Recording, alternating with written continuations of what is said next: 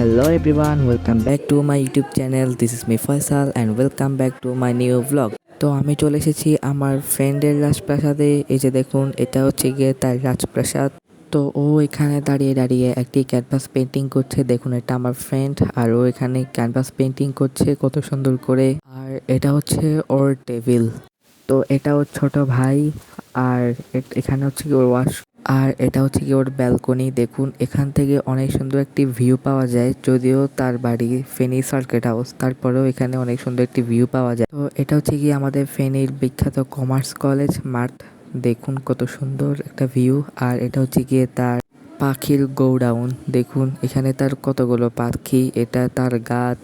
এখানেও সেই গাছ রেখেছে কত সুন্দর করে। দেখুন, সে এমনি একটু সজ্জা করতেই বেশি ভালোবাসে।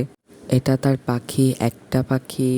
ও অনেকগুলো পাখি আছে, এখানে দুইটা তিনটা, এখানে চারটা, এখানে পাঁচটা ছয়টা, মানে আমি গুণে শেষ করতে পারবো না। ও এখানে অনেকগুলো পাখি আছে। তো চলুন দেখি ওর টেবিলে কি কি আছে।